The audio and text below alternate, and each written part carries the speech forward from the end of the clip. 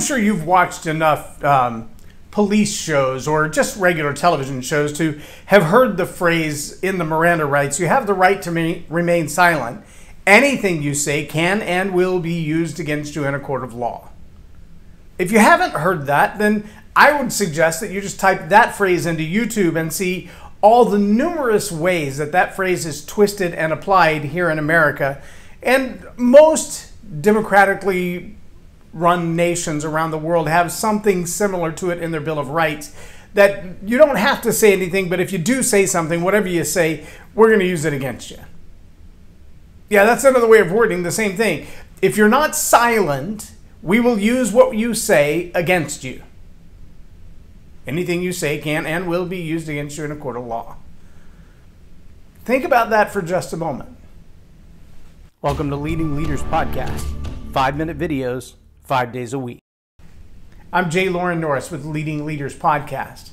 I am a true patriot through and through. I love my country. And I was watching on video as the planes struck the towers on the morning of 9/11. I was watching the news as the second plane hit the tower. As a former firefighter, that's what I did in the Air Force, I was standing next to my boss at the time, the CEO of the company, watching it on the television in his office when the plane hit the second tower. And as I was watching the first tower, I said, that tower's coming down. He said, how do you know that? I said, well, just structurally. I mean, steel melts at about 2,500 degrees, but jet fuel burns at about 3,500 degrees. That steel is going to become like rubber. The whole thing's coming down. And it did. Now, there have been a lot of conjectures since then about why it came down and accusations against the government and other shadow conspiracies, et cetera, et cetera. But what has also been very true is that my guess is, even now, almost 20 years later, there are things that happened on 9/11 that make no sense whatsoever, and yet the truth is still being hidden. Kind of like UFOs and aliens. There's a lot of stuff that doesn't make any sense, and yet the truth is still being hidden.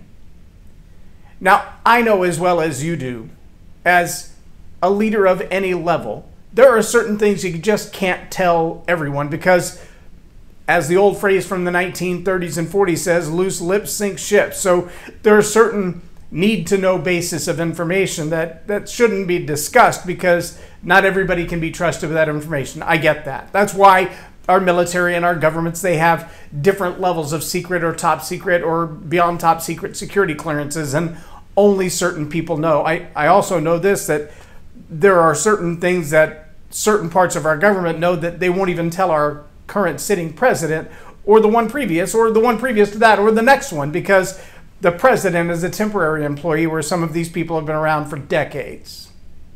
Let that sink in for a minute. There's a balance between the need to know, the right to secrecy, the right to privacy, and anything you say can and will be used against you in a court of law. When we say that controlling the narrative is the most important aspect of winning elections, the most important aspect of keeping your business afloat, the most important aspect of keeping your relationship intact, yes, the narrative, it really is everything. It's why I teach story power. And story power is not just about your elevator pitch. It's not just about telling a story from the stage. While that's very important, it's not just about using story power as a leadership tool, because it's absolutely imperative for attitude hack and other forms of leadership. But story power is about understanding the narrative. And the narrative that's going on inside you, the narrative at a universal level, and the narrative at an individual relationship level. And that narrative is so very important that anything you say can and will be used against you. And there are some things that, well, you just don't need to know. You need to remain silent. When we look at the events of 9/11, 2001, there was a grand shift for a period of time where every American felt unified and everything fit together. But soon there was a question of the dialogue and a question of the narrative and why did it happen this way and who was responsible and who can we blame and who can we hold accountable. And some of that got completely out of control, and some of that even today is questionable. But as a leader, the truth remains the same. It's all about the narrative. And it's all about who controls what you're allowed to say, and who controls what you're allowed to hear, and who controls what you're allowed to think.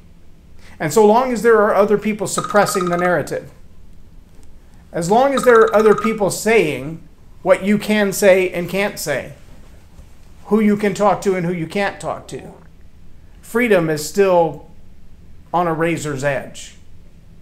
And I want to challenge you as leaders to be very judicious in what you say, to be very measured and cautious and intentional in what you say. And that doesn't mean that you must always remain silent, but it does mean you should measure those words which will be used against you. I'm J Loren Norris with Leading Leaders Podcast for Tell It Like It Is TV. Have a blessed day.